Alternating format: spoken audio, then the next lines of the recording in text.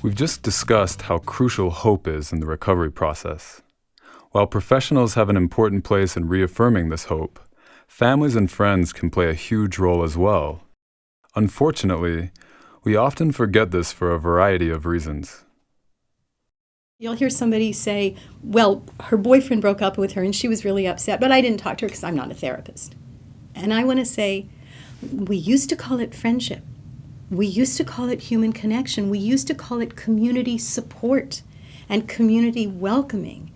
15 years ago, Dr. John McKnight, a researcher from Northwestern University, proposed that natural support systems like friends, families, and neighbors were beginning to forget their own capacity to help each other, in part out of a growing belief that only professionals could truly help and understand those who were hurting. This attitude can obviously contribute to isolating those who are hurting in our society, and those facing these problems may also come to quickly feel that others just can't get it.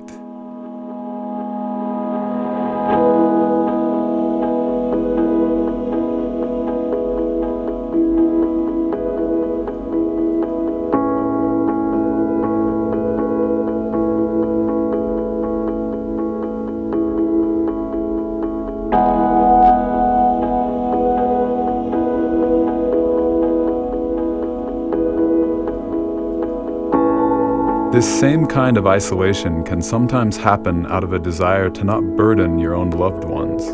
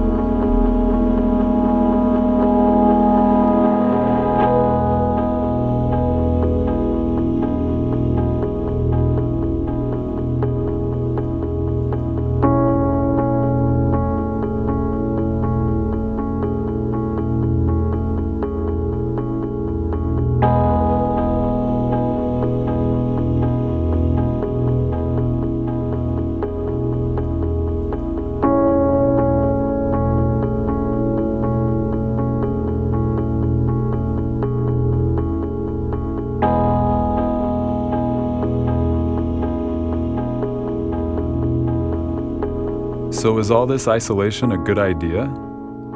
Do we really want to conclude that family and friends are just not competent enough to help and support? What if surrounding family and friends felt a little more empowered to help? What if they decided that, even if they weren't professionals, no one loves this person more than we do, and we can make a difference? What would that look like? When you go back into the history of the treatment of severely mentally ill, one of the surprises is that you find out probably the time in our history when the mentally ill were best cared for was in the early 1800s. And that's when there was a form of care pioneered by Quakers called moral therapy. And moral therapy had this principle. We don't know what happened to these people, but we, A, believe they have a God-given capacity to hopefully recover, that nature can heal. B, our job is to assist nature in helping people heal. And C, these people are brethren. They're us. Okay? So there's this extraordinary sense of humanity at the heart of this, and not stigmatizing, not making the other. And the idea was to build a community, to build a retreat, an asylum in the best sense of the word, a refuge from the stresses of life. And we, in this asylum, this refuge, we'll make sure they have 3 square meals a day. We'll bring in entertainment in the evening. We'll set up reading rooms. We'll help them garden. We'll help them exercise. And there is a sense of being part of a community will help people get well and go out and do well as well. And people who've studied their long-term outcomes have found that people going into those asylums got better with some great regularity, and a high percentage never came back. So we have in history a very powerful story and evidence of how community can help many, many people heal. I conducted a research study with a Hutterite colony in South Dakota, and it's a closed society, a little like the Amish community. They don't have radio or television. They don't have contact with the outside world. And I sat down with these people who don't even have a word for depression. The closest thing they have is a word, I'm not sure I'm saying it right, but it's Achtung, it's German.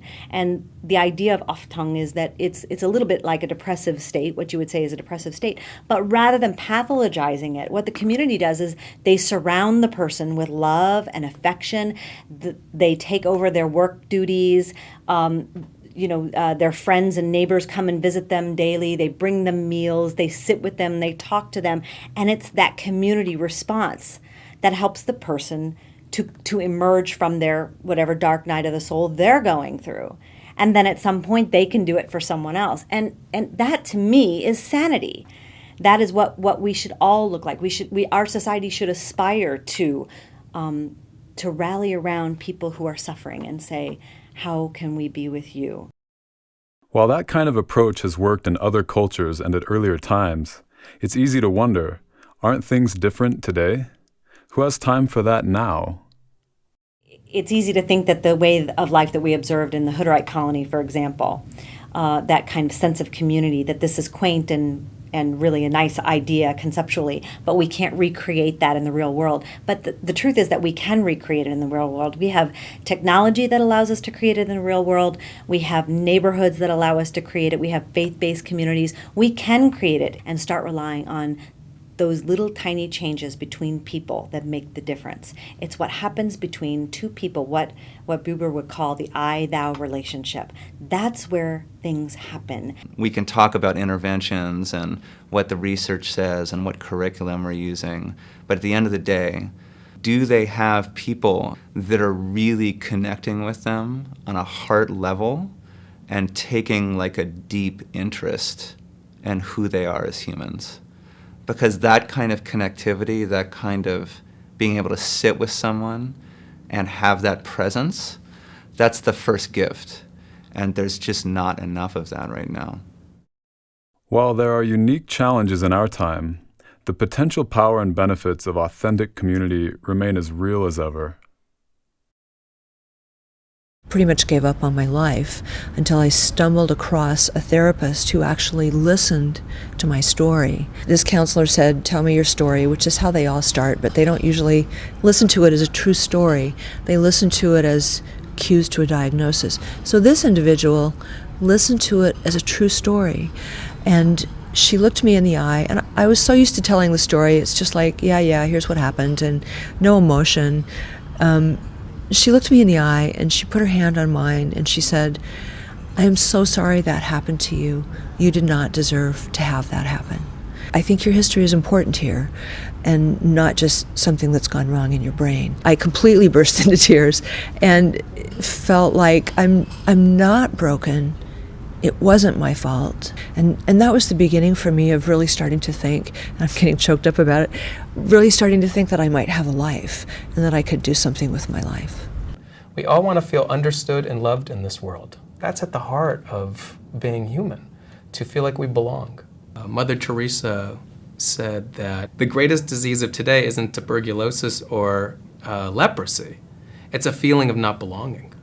When somebody in the community offers you a hand or says, "If you want to talk, I will listen for as long as you want me to," that's a gift. There's no motivation behind it. There's no suspicious agenda. They're just offering to listen. And I have had people weep because nobody's ever listened to them before. We tend to be uncomfortable with people who cry. We tend to give people a limited time period in which to be sad, even when they've experienced the loss of a beloved. They're allowed from this time to be sad, and then the sadness should end. And what we don't allow people to do is feel what they feel for as long as they need to feel it, in whatever way they need to feel it. I started listening more to my clients. In many cases, Many of my clients were in their 40s or even 50s, and they would tell me, I've never shared that with anyone, abuse histories of one sort or another. And again, these had been secrets for many, many years. And so once this was out and their stories were told and this was processed, again, people were able to let that go, I think, at some level, re-engage with friends, re-engage with family, and start doing activities in the community that they'd withdrawn from for years and years. As you can see, some of the most significant benefits can come from the simplest of acts. Just having someone there for you when the world seems to be crumbling all around can be huge.